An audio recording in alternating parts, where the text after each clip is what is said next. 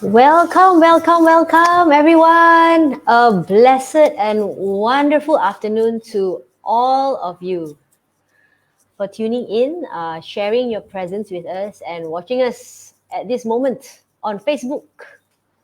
So, welcome to this live chat organized by Reconnect Recharge, and we are absolutely excited to have 𝘵𝘵, who is a mindfulness and meditation teacher. I will share about her very interesting background very shortly.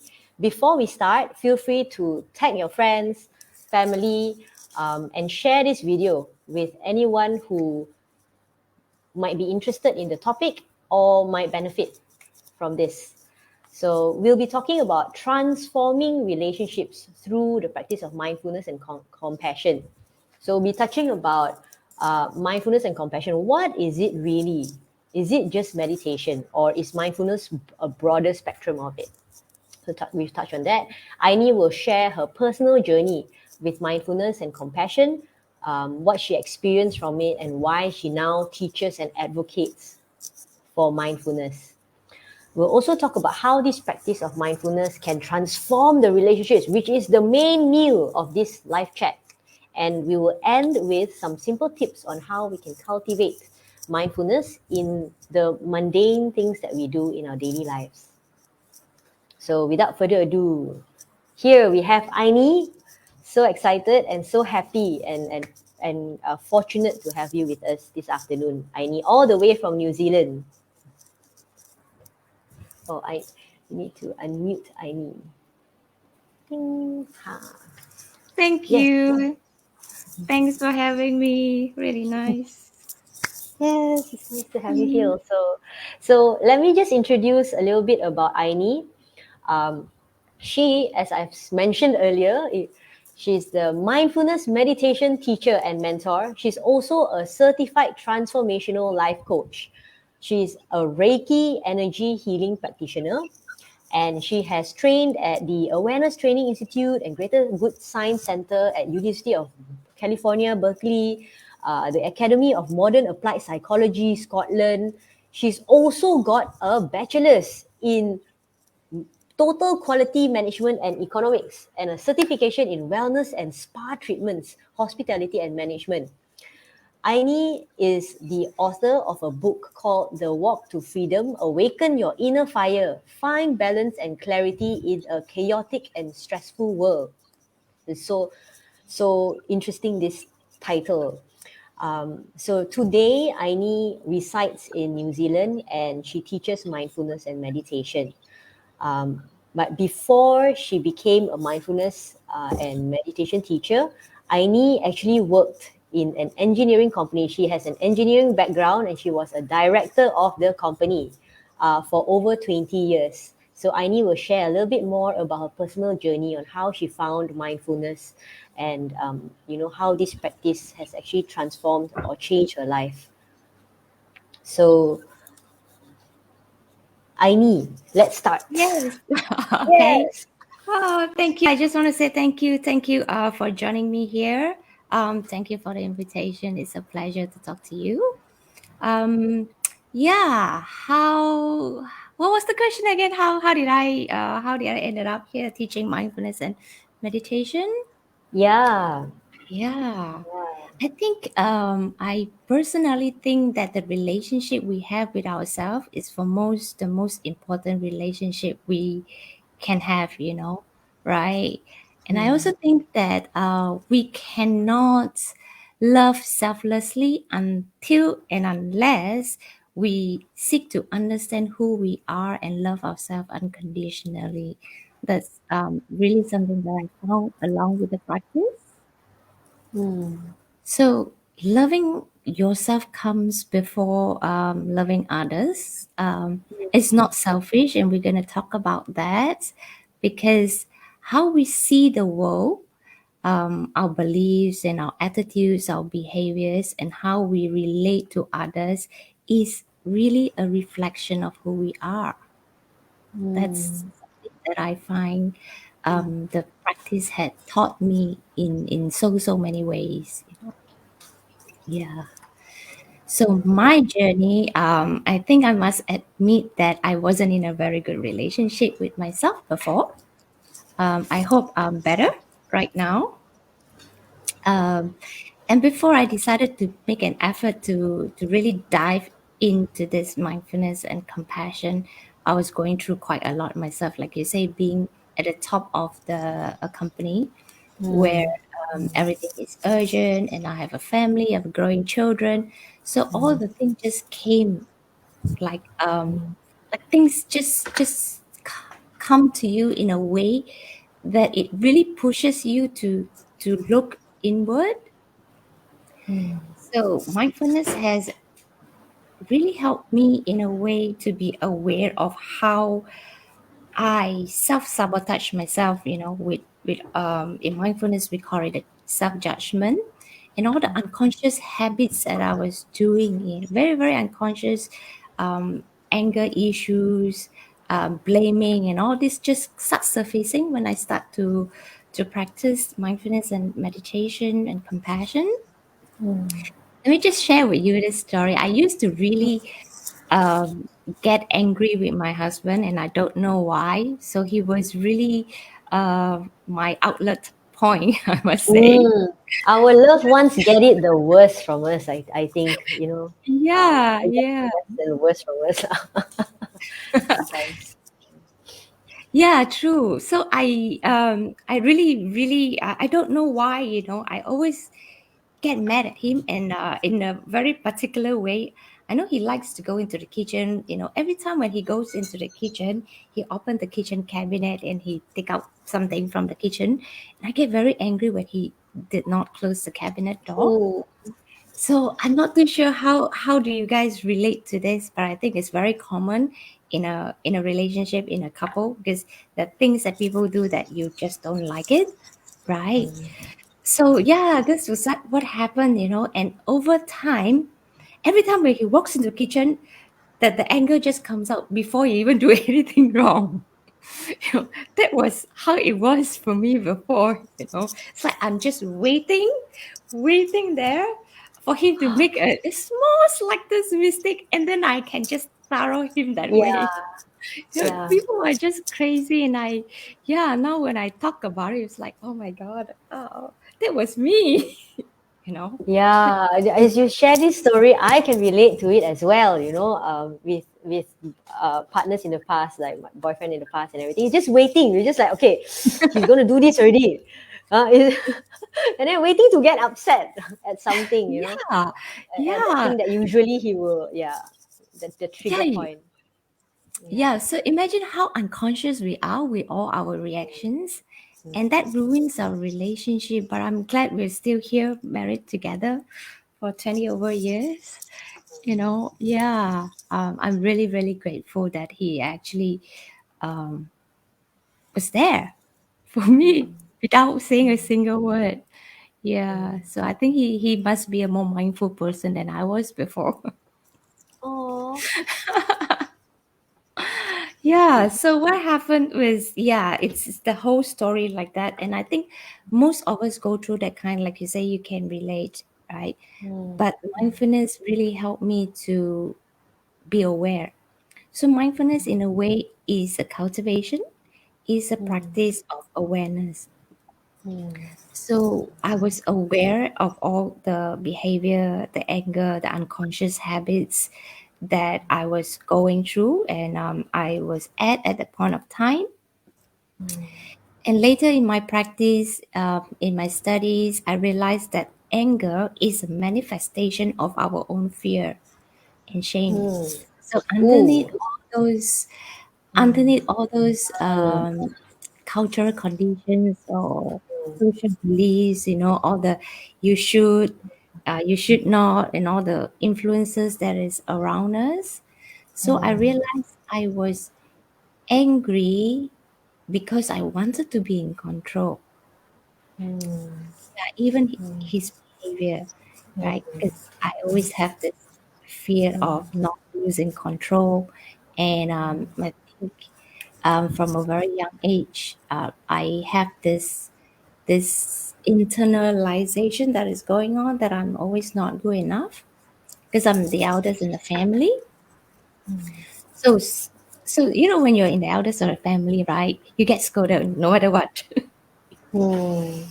Yeah. So, Somehow you bear more responsibility. I yeah, don't know if it's you an bear Asian more. culture thing. Yeah. I think it is, and I spoke to a couple of friends. Yeah, it is something like that. But it's none of our parents' fault. They themselves are ignorant in that way, right? But we actually internalize that belief. It is our own belief, our own perception of how things are.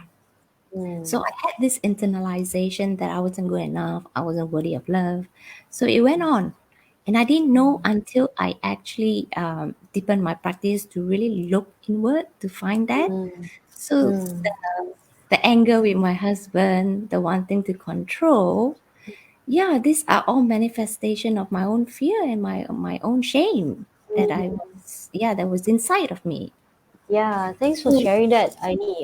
It's I deeply resonate with this because it's true. Anger is um, like at the top, the tip of the iceberg, mhm, when you talk about the conscious and subconscious mind. So anger is what we see in mm, behavior and the feelings. But mm, if we really go down and reflect and become aware and practice mindfulness, like what you share, and understand what's happening in the subconscious, therein lies the shame, the guilt, probably the regret, or could even be sometimes coming from past trauma, yep.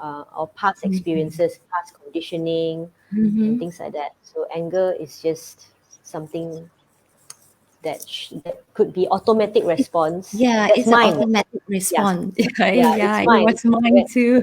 yeah, when I get triggered, my anger, shung, and then I need to take some time, pause, breathe, and understand what's happening, what's really happening. Because it's so easy to get angry and then react to the situation by pointing fingers at someone Oh yes, else. So yeah, easy, so easy. yeah, Yeah, yeah, yeah. It's yeah. easy to blame others than to really admit that, hi, it is me. Yeah. Yeah, and there's something more than just not closing the kitchen cabinet that is creating these emotions. Mm, Something more than just the triggering points lah. So yeah, you're so right. Actually, Karen, it's so easy to blame because then we are avoiding what we are feeling. Yeah. So I realized that the moment I was aware that this manifestation, instead of avoiding, instead of blaming, I actually confronted what I was feeling. And I think emotions, difficult emotions, it's what do you call that? It's really a bridge to, it's a missing link, maybe you can call that, to understanding who we are. Why am I angry? Why do I feel fear of losing control? Why is all this shame surfacing, coming out? Until we seek to want to understand with a curious mind, then healing starts, right? mm, Yeah. mm. So it's mindfulness, like you shared earlier, is about becoming aware, be aware Mm-hmm. of how we're feeling and where Mm-hmm. these feelings are coming from. And then I'm also realizing that, being mindful and being self aware takes some form of courage and also ownership or accountability. We have Oh to, yes. like, it cannot avoid anymore, cannot blame the person anymore. It's not completely that person's fault. I'm not saying in all situations it's not.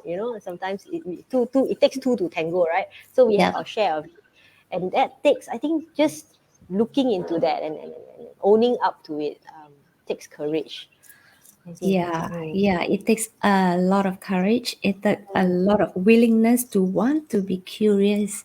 Why? Mm, Right? It's always mm, asking, why am I angry? What is this that is surfacing? And it all show up in our body. Our body keeps the score, right? yeah. Sometimes you feel like your heart is bouncing a little bit faster, or you feel like your fists, or you're actually tightening out your teeth and your jaw, and all this show up. But we don't realize until we are aware. Some people get cold sweat and things like that. Mm. Yeah. Mm. Yeah, like right now, I'm a bit anxious also because we're live doing a live chat, right? So when you're talking about the body, I can sense, like, oh yeah, there's some tension in my Yeah, arms, yeah, a little bit here. So yeah, everywhere, right? We all feel yeah, that, we're everywhere. human beings. Yeah. Yeah, so I think the really good thing is that this practice help us to be aware of it. Mm, And the other wing of the practice is really compassion. So what mm, happens next when you're aware of what is happening, right? mm, Again, are you going to beat yourself up, right? So that's not because when we are aware, like practice self awareness, when you're aware, sometimes so convenient that we avoid. Okay, Just don't want to look at it. It's too push it painful. away, forget, right? Yeah. Yeah, yes. But it keeps coming back, just like Mm, if you have a child that keeps coming to you and says, Mommy, give me some attention. I want this, I want that. And then you keep pushing the child away, yeah, that's your inner child. mm, You keep pushing it mm, away and say that, oh, wait, wait, wait, I'll come back to you. Wait, wait, wait, I'll come back to you. It will keeps coming back because it's there, it mm. needs your attention. So Yeah. sometimes I feel difficult emotions when we really get into the practice. It's an opportunity for us to get to know ourselves better. Yeah, yeah, and Mm, it's so true. I feel like if we can choose to avoid certain things that come up. One. I think when you start connecting, that even if you're not very, you don't practice mindfulness. I think deep down we all know certain yeah. things like and it may appear in repeating patterns in our lives. Yep. Yeah, for example, like energy drainage or anger, how anger just appears in our lives in different Yeah. situations, and Yeah. it can become. So I like how Oprah Winfrey describes it in one of her talks. She says like these signals appear in whispers. They start appearing Mm, in whispers, and if we don't listen, they appear louder and louder and louder until boom, bam, something yeah. major happens, and we have no choice but to really, really hold it and look Yeah. deeper. Yeah, Yeah. yeah. Yeah, So it's so true. I think it happened to me, until something really big to force me, to push me to really look inward. Yeah. Yeah, because yeah. we're just so into our head, right? Mm, Everything. Yeah. mm, Mm. yeah. We can share a little bit more about that, Aini. What was this major big thing that happened in your life that forced you to? Yeah, I think I was the director of the company, and I was going through quite a bit in my work, a lot of workload. Company is growing, and I've been traveling quite a lot. So I remember I had the project that I had to be away for some weeks and months. Yeah, that really felt very uncomfortable, but I know I had to do what I had to do for work, right? Mm, So at the mm, same time, in a very short 2 3 months, my grandmother took her life, and then my mother-in-law was diagnosed with cancer, and then I was going through some kind of a power struggle, you might want to call that, or some politics at work. There's so many things that really pushes me to ask myself, is this what I really want? Is this the mm, life that I really want? Right? Because I had to send my kids to my brother for a couple of weeks and being away for work. And yeah, that really made me felt horrible again. Because I told you before, I always have this internalization that I wasn't good enough. So that thing came back again. It keeps resurfacing, like what you say. It keeps resurfacing. It's like, oh, I felt bad I wasn't there for my kids when I had to be there. So I'm not good enough. I'm not a good mom. the inner narratives. The narratives that's coming back again, like you say, it comes back louder and louder and louder until you address it, until you're willing to face it and ask, what is it that you want from me, right? Yeah, Yeah. I mean, just want to pause here and really appreciate and acknowledge you for sharing this with us, your experience, because it sounds like at that time of your life, really in aspect like personal life, you shared about your grandma passing Hmm. away, taking her own life. Uh, Yeah. Yeah, so that's grief and loss and Yes, regret, yes. possibly. My grandma passed away, and I still hold some regrets on and off. Mm, And then mm. at the same time, it's like your workplace also. There's uh, Yeah, yeah, yeah, things happening, and and my your children, mother-in-law. and your Yeah, mother-in-law. yeah, Yeah, he passed away a few months after. Yeah, yeah. So it's a whole stretch yeah. of. It's the whole stretch. Is I call it a series of unfortunate events. Mm, mm, Yeah, yeah. So that really got me to really question: is this the life that I want to be? Always away from my family, my children, or is this what I really want to do? Yeah, so I took some months off sabbatical and then decided that, oh nope, corporate is not for me at the mm, moment. And right, but I was um, the biggest I would say if affects biggest thing that affect me was really my grandmother, because I felt I was the I'm not good enough just came back and slapped me on my face like that, because I was actually talking to my grandmother the weekend she took her life, and she mm, told me this is the set of clothes that she wanted to wear when she mm, died, and I wasn't aware. I didn't get that message. I was just telling her, Paul, it's okay. You're gonna be healthy. You're gonna have a long life. But I didn't read the message. What's mm, behind the message? You know. mm. And then Yeah. a week later, she took her life. I really blame myself. I could have saved her. I wasn't Mm, aware. Yeah. mm, So that practice of awareness, mindfulness, um, really, really helped me to be more aware of what others. That's relationship again. mm. And because you have that inner narrative of I'm not good enough, Mm, the situation of your grandma passing away triggered again. that inner narrative, and it's like, oh, I should have known that she had said this at that time. I Yeah, should have seen it. If I was better, if I was smarter or something, if I was more present, I would have caught it. Is that the inner narrative? I'm so sorry. it is. It is. It keeps coming back because you haven't addressed to it. You haven't attended to it. You haven't, in a way, given it the TLC, the tender loving care that Mm, it needs. Yeah. So okay. always, I find that with the practice along, I also realize that each of us have the inner child inside.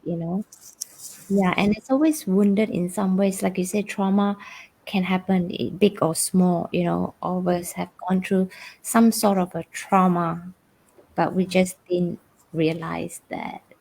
So that practice of awareness actually brings things into surface. It's difficult, it's not easy, but it's really worth that practice because it saved my life. It saved a lot of people's life, the people that I know, right? Mm, mm, mm. You mentioned that it saved your life. I mean, can you share a bit more about that? Like, so Yeah, I having gone think. through, yeah, mm, yeah. Please go ahead. Go ahead. I guess I really didn't know I was actually going through quite a depression. So back then in Malaysia, yeah, we rarely think about that to go and see the doctor or what. No, that was like 6, 7, 7, 8 years ago, right? Mm, So yeah, but I think I was, if I were to actually see a doctor, then I probably was like, nose with depression. I was really going through a lot at that time. So mm, I didn't actually realize what I was doing to myself until when I was working on myself and I was talking to my husband, and that he actually told me, yeah, it sort of scared him off one night. In the bathroom, I was just banging my head on the wall. I mm, didn't know that. It was blank. mm, mm, It was mm, blank. So I didn't know that I actually did that mm, until he brought it up. So that you weren't aware that it was happening. I didn't know it was happening. Yeah, I wasn't Wow. aware. That's one of the symptoms of depression. I think it's being because it begin numb to Yes, your yes, experiences. And, yeah, yeah. So it saved my life. how did Hmm. you from this episode in your life, this Mm-hmm. and it's that was filled with um, you can call it grief, loss, depression, pain. It's a painful time in your life. How did you move? How did you move from this painful time in your life and find I mindfulness? I would say being a Buddhist, mindfulness meditation wasn't new to me. I've always Mm, very curious about it. mm, In fact, I have been practicing for over 20 years. But the practice is like yo-yo. You practice. So I used to practice mindfulness meditation before these events happened, before all this happened. So I think it wasn't because of that I probably won't be here. I don't know. mm, mm, Yeah, mm, it has helped me in many ways, but I didn't really notice that back then. mm, So I think I remember one day I was meditating and I actually asked, why am I going through all this thing? So I was going into contemplating on what is going on and trying to find an answer. I did my prayers, and I think I had a dream. I had a dream. So the dream was, in my dream it was always me running away from something. Always running away mm, in that mm, dream. So I always felt like something is chasing me. So in my dream, I'm always hiding. I'm always running.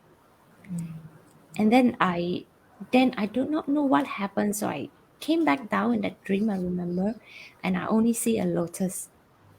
mm, Yeah, and then what came to me was like it just sort of um like a like a like a aha moment, like some insight just downloaded to you. It's like, this is what I needed. I need to get out, you know. mm, And I didn't know what it meant to me at that time.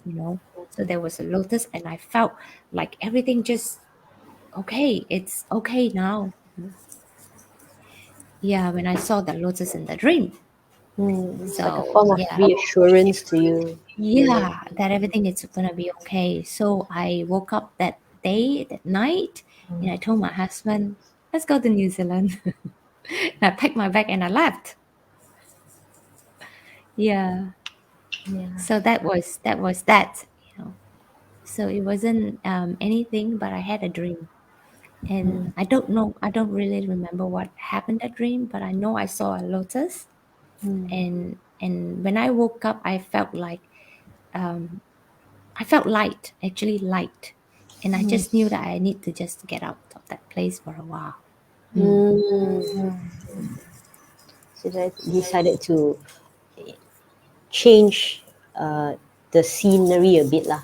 Change the scenery. Yeah, it's just take a step out of the box, to look back Mm, in the box rather than stay mm. stuck in the box, kind of Oh, thing. I love how you Yeah, describe that. Yeah, yeah. yeah, yeah, But sometimes yeah, when you're in deep in the box, it's hard yeah, to see any light, or it's hard to see any different angles. yeah, Yeah. yeah, So you kind of yeah, like break the cycle of what of your routine, your usual yeah. system, Hmm. and bring yourself out of it. Um, Yeah. And just that's the to best decision I've never made in my life. mm, To really take a step out, to look at what is going on. Yeah, than to stay in the cycle. and this practice of mindfulness helped you with it. Mm-hmm. Mm-hmm. Yeah, so when I get out, I really deepen my practice. So the practice for me when I started, it was like I told you, it was Mm, yo-yoing, right? So I use it as a tool to help me de-stress because everybody knows mindfulness is good. So I practice and I meditate. So it does help me, to mm, de-stress, and yeah, but things happen, right? The mm, big things that happen. So yeah, and as you practice it, Mm. it becomes a skill that you develop. Mm. Yeah, so when you Mm. develop that skill, Mm. I took the time to really deepen my own practice. It becomes a way of life. It becomes you. So people say yoga. So I'm yoga. It's like I'm mindfulness. It's not something that you. It's not a tool, but you use it as a tool at the beginning, and then as you practice, you develop that skill, and then you embody the practice that becomes you. You know, your mindfulness. Yeah. Mm. Yeah. So the practice is not intended to change you, but it's a path home to you. It's a path home. Yeah. Mm. It's coming back to you, coming back to yourself, to the heart. Yeah. So mindfulness personally I resonate with this as well because it is so profound that it could be a way of life. Even it's something we just It's a way of practice life. day to Yeah. in the day to day, because now the thing is mindfulness somehow um, very popular with meditation, because when we say mindfulness, a lot of people automatically think or Mm-hmm. associate it with meditation. Yeah. um, Yeah. yeah. Yeah, so I need maybe you can share a bit more. Like, is mindfulness just meditation, where we sit down and take moments throughout the day to kind of zone out and close our eyes, or is it more than that? You can share as the expert. Yeah. Actually, mindfulness is a practice of awareness, right? And meditation is the act of practice, right? So you can say that maybe it's easier if I put the sitting meditation can be defined as a formal practice, like you really sit down and quiet yourself, sit down. You're not pushing away thoughts, you're not quieting the mind in a way, but observing what is going on. So that is that formal meditation practice. And then you can say that there is an informal practice where, eating mindfully is also a meditation, right? Because meditation is an act, to be present. So you sit down is an act of a formal practice, while informal practice can be when you are eating, you eat. When you're washing dishes, you wash dishes. So your mind is not in the past or your mind is not anticipating in the future. So that is the informal practice. So what I'm hearing is mindfulness can have formal practice and informal practice. So Mm-hmm. formal practice is one way of practicing mindfulness is through meditation. Yes, Yeah. that is Yeah. through the act of sitting down and observing the thoughts, Mm. the thought patterns, the sensations in the body. Then there's Yeah. also the informal way of practicing Mm.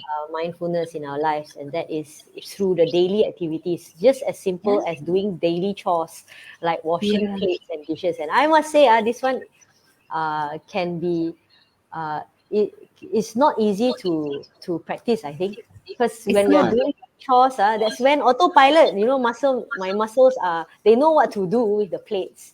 But your mind Then is somewhere else. someone is thinking what to do next.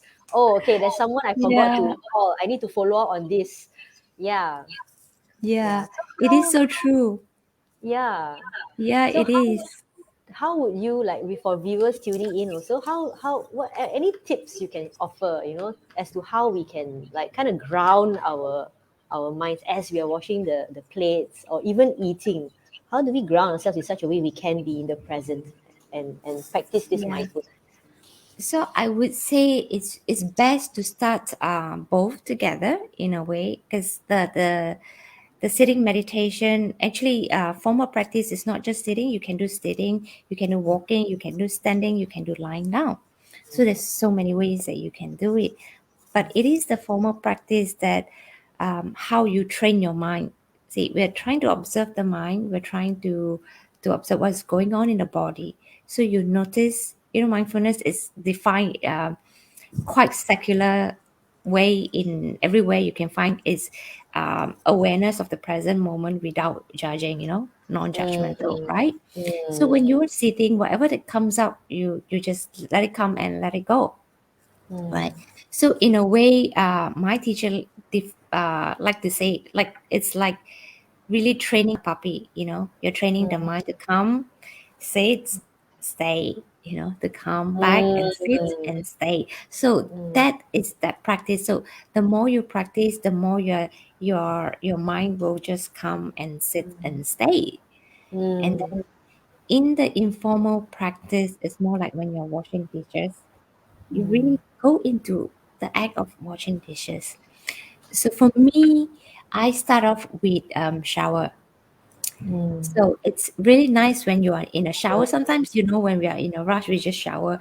And when your mind is somewhere else, right? You might take a shampoo and put in your body, or you might you might wash your hair twice and you don't even know that you have washed your hair in the Oh shower. yes, yes, I know what that's like. I sometimes mean to take shampoo but end up using conditioner. Hey, there's no soap.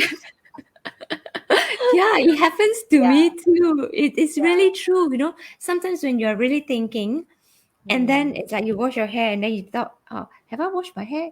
You actually Yeah, didn't know yeah, because you're not there. yeah. You're So not there busy at that thinking, moment. being present in the thoughts, lost in the thoughts lah. Lost in Yeah, thoughts. Yeah, yeah. you're right. Lost in thoughts. Yeah.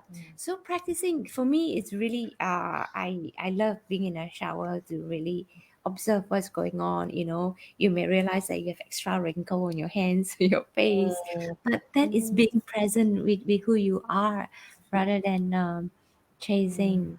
So you Mm. asked me earlier, what is the best way to really ground ourselves? I think there's this mindfulness technique that you can use. It's called stop, S-T-O-P, literally S-T-O-P, stop. Mm. So when you are aware or when you notice that your mind has wandered off, just Mm. stop, take a few deep breaths, observe what is going on, and then proceed.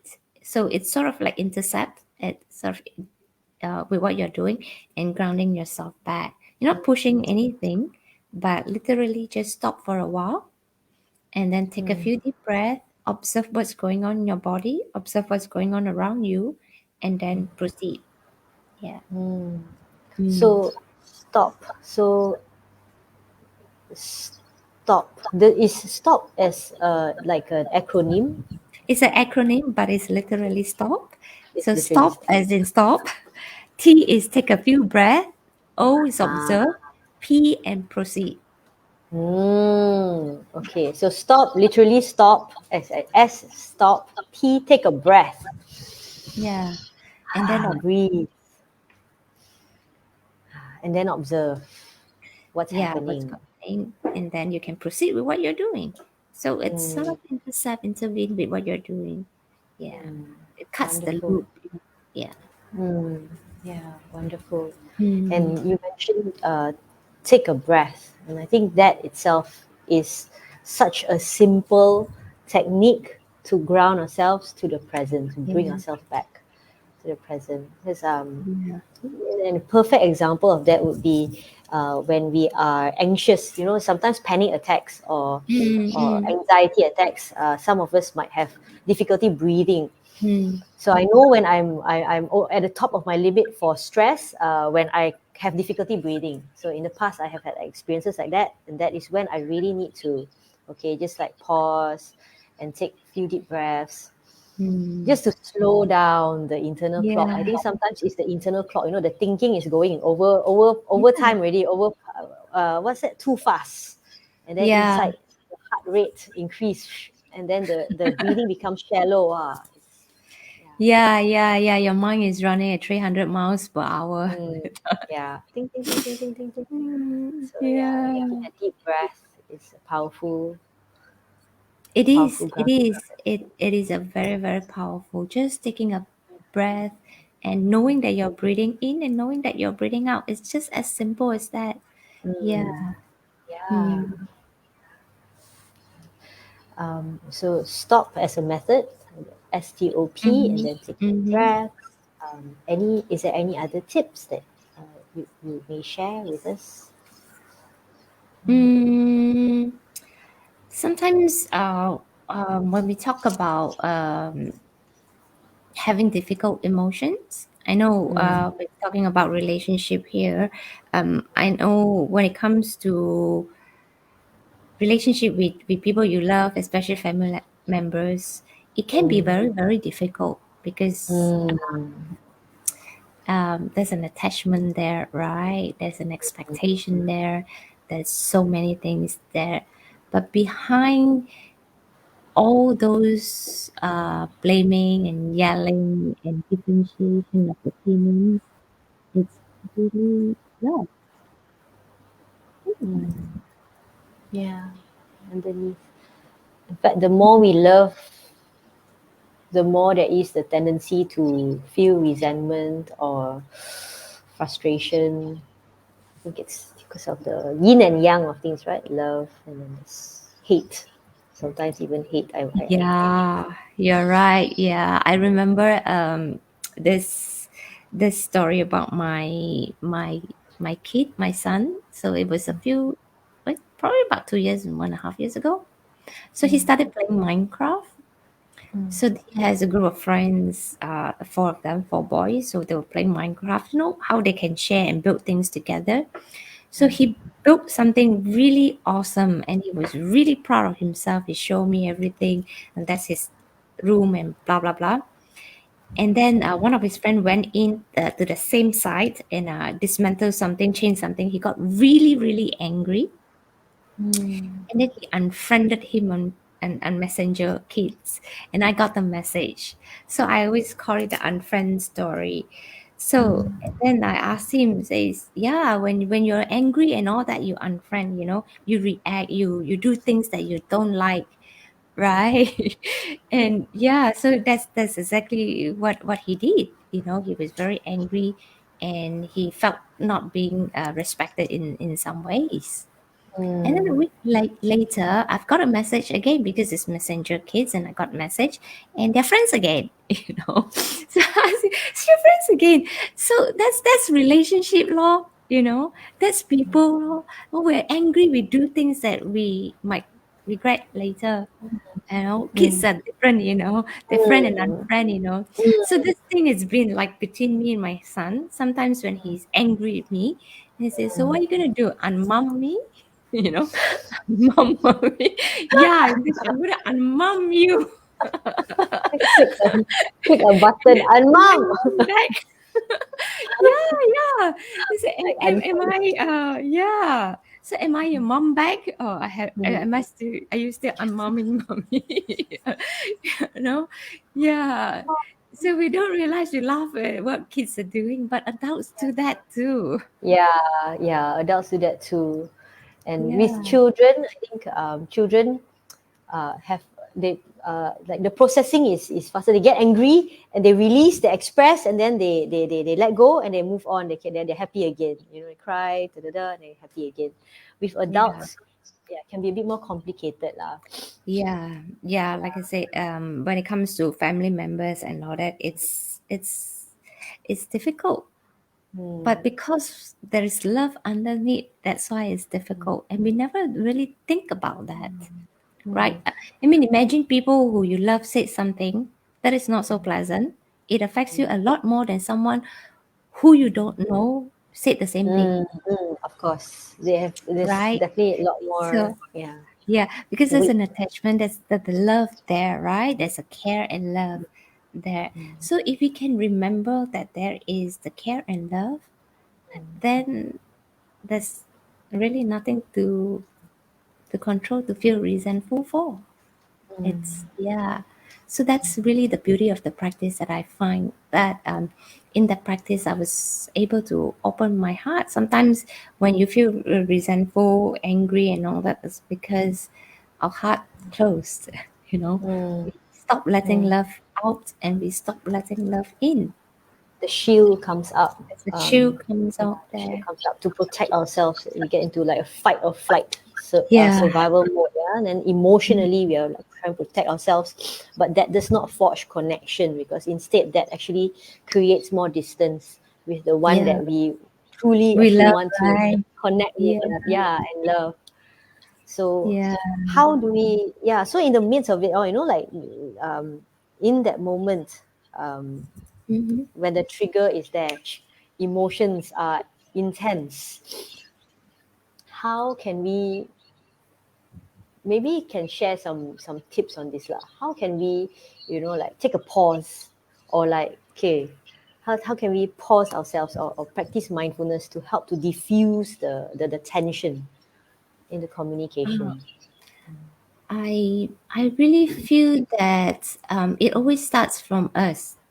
If we Mm, can remember that the triggers is not so much about what other people is, because no matter what happened, any circumstance or situation or even a person, you know, it's not so much of what is happening, but how you feel about what is happening. So it mm, comes back how you feel mm, about what is happening, mm, your own perception about it. So mm, if we can just remind ourselves in one way or another that if we get triggered, it's an opportunity for us to get to know ourselves better. mm, So then mm, there is a drawback, like you take a step back and look at it. Yeah, mm, mm. yeah, So it's like, it's just like how you shared the stop method lah. Really yeah, in that moment, stop, take a breath yeah, first. yeah, No need to react. Pause yeah, first. Take a breath. yeah. Observe. Okay, observe. Okay, Observe. yes, I'm feeling a lot of tension right now, and that's the, for the person, what's Yeah. happening with the person, what's being said now, and then Mm, there's a choice lah. That's where we can proceed. Choose to that's proceed. a choice. Continue in saying things out of the anger, which could potentially hurt or harm the relationship even more, um, Mm-hmm. or just pause, breathe. Just Mm, pause yeah, and calm yeah, down before responding to the yeah, situation, yeah. I suppose, And huh? bringing the compassion for yourself, it is Mm, hard. We have mm, to come and tend our own heart first. So I mm, share this story with you. It was last year. Yeah. About my daughter. She's 8, coming sorry? to my daughter. She's 18. She was 18 last year. Oh, Yeah, oh, very yeah, special age, actually. Mm, yeah. So I know she was going through quite a bit on herself. She was very stressed. She was very stressed. She was going through some friends' problem, in school, and it was her final year of exam. Like in Malaysia, you have SPM. So mm, here it's NCEA level 3. So she's sitting for that final exam. She was supposed to be sitting for that last year. So at that time, she was really going through a lot.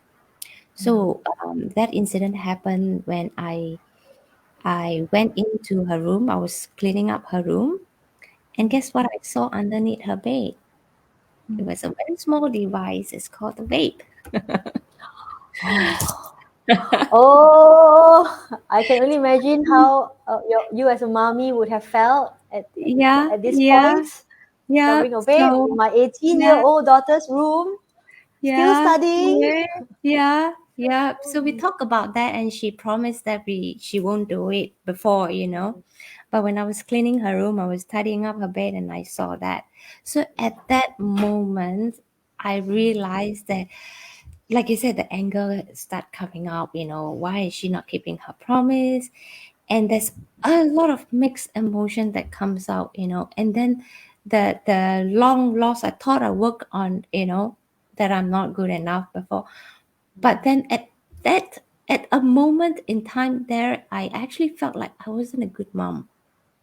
It will come back, it's just there, you know but it's really nothing about me. But at that moment it all came back, all the emotions start surfacing. So I was really, uh I I was frozen. I was looking at that thing. I was like, I don't know what to do. And I brought the thing out. I went to my room.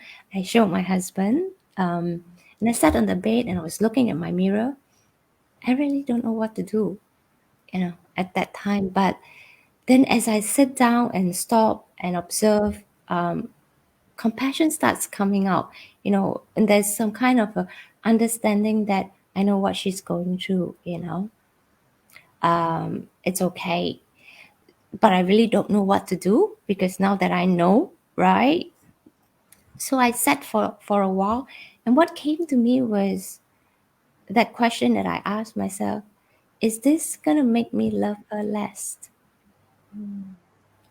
Oh, that's so powerful. Is this going So, to make me love her less? and the answer was no. So I went back and put it back where I found it and never spoke about it. Wow. Yep. From discovering the vape, feeling anger arise, and all the thoughts of, oh, I thought she promised already, to, okay, it's okay to let this be because you understand what she might be going through. Yeah.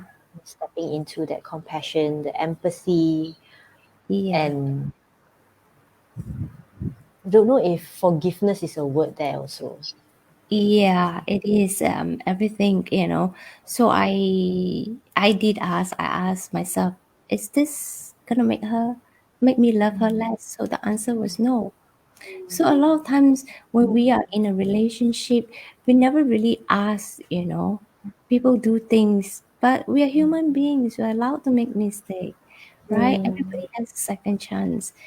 And guess what? And she mm, came out. She finished her exam last year. And she's got a scholarship, and she's doing a double major now, psychology and music major. Sometimes there's a lot of things. I say, love doesn't have to make sense, mm, and you don't mm, have mm, to. mm. Yeah, It's very true. Love does not have to make sense. And in that moment, as you were observing, you were able to remember the love and care, like what you shared. The essence of the relationship is yeah. love and care. Actually, our essence, Really. we Yeah, we are everyone. love and Yeah, everyone has that. care. It's all inside. Yeah, it's all inside. And we sometimes forget all the Mm, daily things, the daily conversations, daily tasks and everything, all the external stuff that's going on in our lives. We yeah, can lose touch of what's inside, yeah. the You're so love and right. care and the Mm-hmm. wisdom that we already have within us. Yeah, the goodness. Everyone is good. We don't wake up, trying with the intention to kill somebody, right? We don't. Right. Yeah. So we are naturally have that good seeds inside. So what I find so beautiful is this mindfulness and compassion practice really brings out that who Mm, you are actually. Yeah. The rest of what we are doing is because of fear or shame because of all this thing that we are internalizing it in ourselves.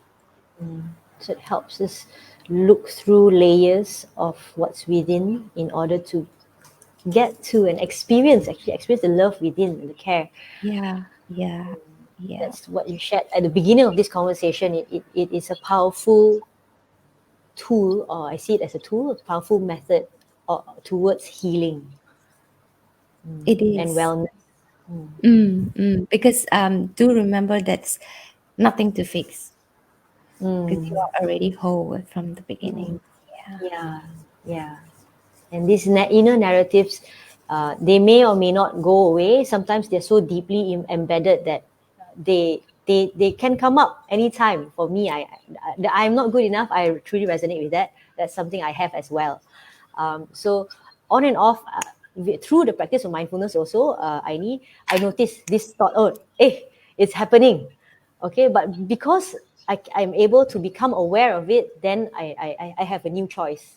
Okay, do I want to get sucked into it unconsciously, just go, and behave, Mm, make choices unconsciously, or do I want to, okay, here, I am good enough, I am, and yeah. that's all Yeah. I, So yeah. since you're talking about that, so there's another tip that you can actually use Mm, when you're feeling if that thoughts comes out, then I'm not good enough. So ask mm, yourself, is this true? Is this not mm, true? Or am I mm, wondering if it's true or not? mm, And mm, then move on. mm, Yeah.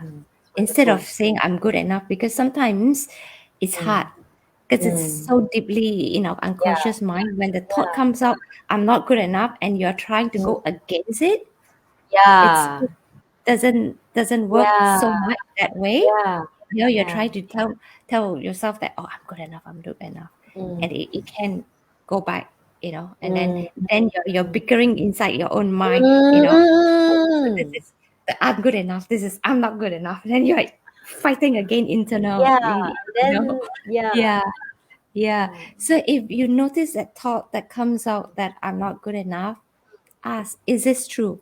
Mm. Is this Yeah. true? Mm. Is this not true? Or am I Mm. wondering if it's true or not? So you're actually breaking that loop that, Mm. you don't have to answer it and Mm. just move on Yeah. again. Yeah, and then also that's remembering to come back to the heart. I think we are so used to the thinking mind. Mm, So yeah, is this true? Come back to the heart of yep, yep. So mm, I would put it in a way that um, the the practice really deepens. It's really a cultivation of really mm, bringing yourself out. It's a human based cultivation mm, of basic human goodness, because it's mm, so deep inside in many many layers that we don't know that we have that seeds of goodness in there. mm, mm, We have that love in there. We have a heart there. Yeah. So that practice really brings that out. That brings you out in that way. It becomes, like I say, a way of life. mm. Mm. Wonderful. Thanks so much, Aini, for this You're welcome.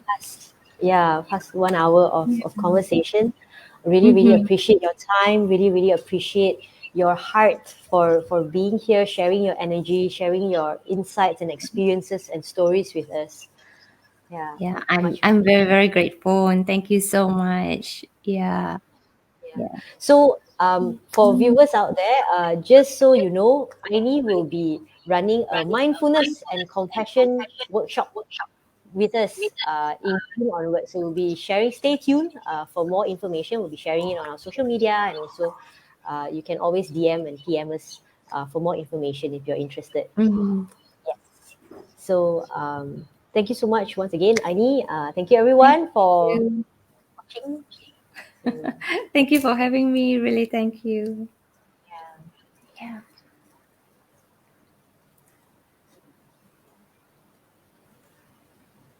Goodbye.